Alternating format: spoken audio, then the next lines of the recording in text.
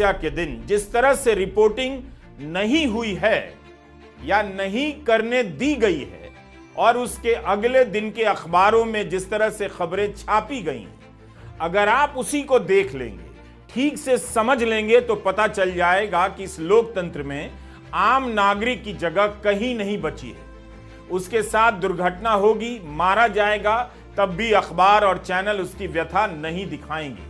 Media के लिए लोगों के साथ नाइंसाफी, ज्यादती और उनकी मौत की खबर हमेशा बड़ी मानी जाती थी। लेकिन जिन लोगों के दम पर ये थर्ड क्लास चैनल देखे जाते हैं और अखबार उनके घरों में पहुंचते हैं, उनके ही किसी हादसे में मर जाने की खबर नहीं छपती है। क्या इसे स्वीकार किया जा सकता है? मेरे हाथ में हिंदी के दो बड़े अखबार हैं, एक दैनिक भास्कर, इसका पेज देखिए आप, और एक दैनिक जागरण, इसका भी पेज देखिए। ये दोनों हिंदी के बड़े अखबार हैं। दैनिक भास्कर का पहला पेज देखकर और फिर जागरण का पहला पेज अगर आप देखते हैं तो आपको अंतर पता चलेगा। कुंभ में मारे गए लोगों की खबर भास्कर के पन्ने पर बड़ी खबर है और जागरण के पन्ने पर कोई खबर ही नहीं है। देख लीजिए क्या खबर है और क्या हेडलाइन है। दोनों ही अखबार मेरे घर आए हैं और मेरी मेज पर रखे थे। जागरण ऐसा कर सकता है, यह तो वही बता सकता है क्यों किया, लेकिन हम आपको यह तो बता सकते हैं कि जागरण ने ऐसा किया है जैसा कि हम आपको दिखा रहे हैं। भारत सरकार की तरफ से पाठकों का सर्वेक्षण कराया जाता है। उसके अनुसार इस अखबार के 5.5 करोड़ से अधिक पाठक इस देश में हैं। इसके 37 संस्करण निकलते हैं और 11 राज्यों को यह कवर करता है।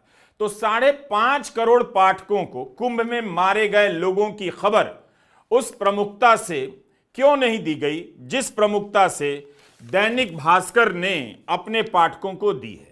मैं नहीं जानता कि जिन 30 लोगों की मौत हुई, 60 लोग घायल हुए, उनमें से कोई दैनिक जागरण पढ़ता होगा या नहीं पढ़ता होगा। मौनी अमावस्या के दिन कुंभ में दुर्घटना के कारण 30 लोगों की मौत होती है, लेकिन दर्जनों गोदी चैनलों से कई घंटे तक दुर्घटना की खबरों को गायब कर दिया जाता है। यह दुर्घटना नहीं थी, लोग दुर्घटना में मारे गए, मगर मीडिया दुर्घटना में नहीं मारा गया है। उसने अपने लिए इस मौत का चुनाव बहुत पहले कर लिया था, ताकि जब वो दिन रात सरकार को बचाता रहे तो उसे लोग नजर नहीं आए, लोगों के नाम से उसे शर्म नहीं आए। पहली खबर यहां आप देखिए स्नान की है, दुर्घटना और मौत की नहीं। शाही स्नान का भव्य और उल्लासमय फोटो छापा गया है। स्नान की तस्वीर के ऊपर लिखा है मौनी अमावस्या, संगम नहाया जनसागर। आंकड़े दिए गए हैं कि लगातार दूसरे दिन प्रयागराज दुनिया का सबसे बड़ा शहर बना रहा। ये आंकड़े दिए गए हैं, ये जागरण का दूसरा पन्ना जो मैं आपको दिखा रहा हूं। टोक्यो से ज्यादा लोग प्रयागराज में थे, इस अखबार ने लिखा है। अखबार के आधे पन्ने जितनी जगह केवल इस एक तस्वीर और स्नान की रिपोर्टिंग ली है, उससे कम जगह मौत की खबर को मिली है। 30 लोगों की मौत हुई और 60 लोगों के घायल होने की खबर दूसरे पन्ने पर भी पहली खबर नहीं है। हादसे का घटनाक्रम बताकर, प्रशासन का बयान छापकर बाकी की खबर को छठे पेज पर भेज दिया गया है। खबर में यह जानकारी शामिल की गई है कि हादसे को लेकर योगी आदित्यनाथ भावुक हो गए। अखबार प्रयागराज की तुलना टोक्यो से कर रहा है। यही हो रहा था। कुंभ शुरू नहीं हुआ कि उसके आयोजन को जनसंपर्क के अभियान में बदल दिया गया। क्या लोगों के आ जाने से कोई शहर दुनिया का बड़ा शहर बन सकता है? तब फिर आप प्रयागराज को 2 दिन के लिए टोक्यो क्यों बना रहे हैं? साल भर के लिए बना लीजिए, हमेशा के लिए बना लीजिए। जब आप 2 दिन में प्रयागराज को टोक्यो बना सकते हैं तो 2047 तक विकसित भारत बनाने का इंतजार क्यों कर रहे हैं? इस तरह के संकल्पों से लोगों को क्यों भटका रहे हैं? आज ही बना लीजिए टोक्यो। जिन दर्शकों ने टोक्यो नहीं देखा उनके लिए यह वीडियो आज ही मंगाया है, सीधा टोक्यो से आया है। जागरण के मालिक को कम से कम प्रयागराज की पूरी टीम को बिजनेस क्लास से टोक्यो भेजना चाहिए, ताकि सभी पत्रकार और संपादक देख सकें कि जिस टोक्यो से प्रयागराज की तुलना की जा रही है वो टोक्यो है कैसा।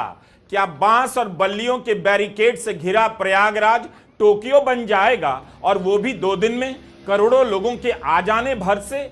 आखिर जागरण को किसने यह हिसाब दिया कि इतने करोड़ लोगों के आ जाने से प्रयागराज टोक्यो हो गया है। उसके रिपोर्टर या संपादक की कल्पना में यह उदाहरण कहां से आया, किसने दिया, प्रशासन ने या पीआर एजेंसी ने। अगर भीड़ और रैली में आए लोगों की गिनती से हम टोक्यो बनाने लग गए, तब तो किसी एक दिन बुल्ढाना भी रैली के कारण टोक्यो हो जाएगा। मतलब मीडिया को यह हिसाब कौन देता है?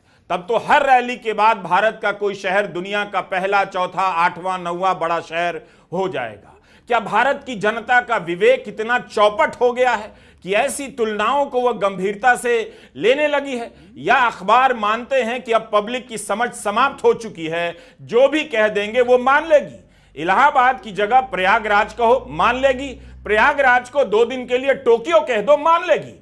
टोक्यो नहीं देखा है तो कोई बात नहीं, कम से कम 60 के दशक में आई जॉय मुखर्जी और आशा पारीख की फिल्म लव इन टोक्यो ही देख लीजिए, दिख जाएगा कि 60 के दशक का टोक्यो कैसा था। फिर तय कर लीजिए कि प्रयागराज 2 दिनों से जो टोक्यो बना हुआ है वो टोक्यो पिछले 100 साल से कैसा है। दैनिक भास्कर ने इस दुर्घटना की व्यापक रिपोर्टिंग की है। 29 जनवरी की सुबह यानी आधी रात के बाद 1 से 2 बजे के बीच भगदड़ होती है, दुर्घटना होती है, और रात 2:30 बजे ही भास्कर ने इसकी रिपोर्टिंग शुरू कर दी थी। लेकिन गोदी चैनलों पर अगले 12 घंटे तक खबर ही नहीं चली। मुझे यकीन ही नहीं हो रहा। मैंने खुद सारे चैनल नहीं देखे क्योंकि मैं कहीं और था, किसी और काम में। लेकिन मीडिया पर नजर रखने वाले कई लोगों ने लिखा है कि कई घंटे तक कुंभ की दुर्घटना की खबर गायब थी या उसे सामान्य या छोटी खबर के रूप में पेश किया गया। अगर ऐसा हुआ है तो न्यायिक जांच का यह भी हिस्सा होना चाहिए कि किस चैनल ने कितने घंटे तक दुर्घटना की खबर नहीं दिखाई और उस चैनल को यूपी सरकार की तरफ से कितने करोड़ का विज्ञापन मिला, बल्कि एक एक अखबार और चैनलों को कितना पैसा मिला है उसे सरकार ही जारी कर दे ताकि लोग जान सकें कि यह मीडिया किसका है। अच्छी रिपोर्टिंग के कुछ अपवाद हैं, लेकिन उनकी बात यहां नहीं की जानी चाहिए क्योंकि एक सिस्टम के तौर पर पूरा मीडिया ध्वस्त किया जा चुका है ताकि जब लोग मारे जाएं भूख से, गरीबी से या दुर्घटना से, उनके मारे जाने की खबर भी गायब कर दी जाए। उनकी जगह प्रधानमंत्री के विदेश दौरे की कोई तस्वीर छाप दी जाए। नवंबर 2016 में कानपुर में रेल दुर्घटना हुई थी, उसे भी प्रधानमंत्री ने आतंकवाद से जोड़ दिया और खबरों में उसका तमाशा बनाया गया। बाद में उत्तर प्रदेश के रेलवे पुलिस महानिदेशक को बयान देना पड़ा कि इसमें आतंकी साजिश का कोई सबूत नहीं। जनवरी 2017 में आंध्र प्रदेश में हीराखंड एक्सप्रेस पटरी से उतरती है, 40 से अधिक लोगों की मौत हो जाती है। मीडिया में कहा गया इस घटना में पाकिस्तान का हाथ है। बाद में एनआईए को कहना पड़ा ऐसी कोई बात नहीं थी। जून 2023 में ओडिशा के बालेश्वर में हुए ट्रेन हादसे में मीडिया में दावे किए गए, कहानियां बनाई गई कि स्टेशन मास्टर और इंजीनियर मुसलमान हैं, उन्हें आरोपी बनाया जा रहा है, मगर ऐसा कुछ नहीं निकला। कोई धार्मिक एंगल नहीं था। हादसे की जगह के पास बने इस्कॉन के मंदिर को मस्जिद बता दिया गया, अनाप शनाप बातें की गईं और सारी बातें झूठ निकलती हैं। लेकिन इस बार गनीमत थी कि मीडिया ने इस तरह का तमाशा नहीं किया, बस खबरों को उस तरह से नहीं चलाया, दिखाया जिस तरह से दिखाना चाहिए। इस तरह के अनेक उदाहरण आपको इस गोदी मीडिया के मिल जाएंगे। यह खुद अपने झूठ के बवंडर में फंसा हुआ है और आपको कुंभ में जाकर मुक्ति का, मोक्ष का वादा कर रहा है, भरोसा दिला रहा है। मीडिया इसलिए ऐसा करता है ताकि आप सरकार से सवाल ना कर सकें। लोग इससे पहले कि सरकार की लापरवाही की तरफ देखने लग जाएं, मीडिया मुसलमान की तरफ उनकी गर्दन मोड़ देता है। इस बार ऐसा नहीं हुआ, लेकिन सरकार की पोल ना खुले इसलिए खबर से लेकर लोगों की समस्याएं भी गायब कर दी गईं। आप इंस्टाग्राम पर जाइए, लोग शेयर कर रहे हैं, देख रहे हैं। कुंभ की व्यवस्था को लेकर आम लोगों में काफी नाराजगी है, वे अपनी परेशानियां बता रहे हैं, लेकिन इस तरह के बयान गोदी मीडिया से क्यों गायब हैं? अगर गोदी मीडिया ऐसे बयानों को दिखाता रहता तो प्रशासन को भी मदद मिलती अपनी कमियों को तुरंत समझने और उसे ठीक करने में। प्रशासन ने भी प्रोत्साहित नहीं किया ताकि ऐसी रिपोर्टिंग से उसे समय से पहले मालूम हो। ऐसी रिपोर्टिंग का बंद हो जाना भी दुर्घटना का कारण बन जाता है। आप खुद देखिए इंस्टाग्राम पर लोगों के बयान और देखिए कि गोदी मीडिया पर ऐसे बयान क्यों नहीं है। टेलीग्राफ अखबार ने अपने पहले पन्ने पर चश्मदीदों के बयान छापे हैं। हम यहां उनका अनुवाद पढ़ रहे हैं। नालंदा के रमेश कुमार ने कहा है कि पुलिस ने रात में सभी पांटून पुलों को ब्लॉक कर दिया, श्रद्धालुओं से कहा कि संगम पर नहीं जाएं। मैं अखाड़ा मार्ग के पास था जब रात 1:45 बजे पुलिस ने लाठियों से भीड़ को पीछे भेजना शुरू किया। तब तक कोई भी बैरिकेड पार करके नहीं गया था, लेकिन पुलिस ने लाठी मारना शुरू कर दिया। लोग हर दिशा में भागने लगे, कुछ ने बैरिकेड हटाए, बच्चे और महिलाएं जमीन पर गिर गए और घबराए हुए श्रद्धालुओं के पैरों के नीचे आ गए। कुछ लोग जो सड़क के दोनों तरफ सोए थे वो भी भागने वालों के पैरों तले आ गए। रमेश कुमार अपनी पत्नी और 3 बच्चों को नहीं ढूंढ पाए। देवरिया की मीना देवी का बयान छपा है कि वे अपनी मां को नहीं ढूंढ पाई हैं। वो जमीन पर गिरी हुई थी जब पुलिस ने उन्हें मीना से अलग कर दिया और स्ट्रेचर पर लिटाकर ले गए। मीना कहती हैं वे और उनके साथ अन्य लोग संगम से 1.5 किलोमीटर दूर थे जब पुलिस ने कहा ब्रिज पर चढ़ जाइए। इससे रास्ता 30 किलोमीटर लंबा हो जाता। सरकार लोगों के साथ अमानवीय बर्ताव कर रही है। आखिर मीडिया ने इन आवाजों को जगह क्यों नहीं दी? क्यों ऐसी आवाजें केवल इंस्टाग्राम पर सुनाई दे रही हैं और विपक्षी नेताओं के ट्विटर हैंडल पर? कोई भी कहता नहीं था कि ये कमियां नजर आती हैं। उन्हें तुरंत हिंदू विरोधी घोषित करने में लग जाते थे। लेकिन वहां मारे गए लोगों की खबर जिन लोगों ने गायब की वो कौन थे? वे किसके विरोधी निकले? लोग आज से नहीं बोल रहे थे, कुंभ के शुरू होने के पहले से बोलने लगे थे, मगर उनकी आवाज खत्म कर दी गई। जब उनके प्राण निकल गए तो उनकी खबर गायब कर दी गई।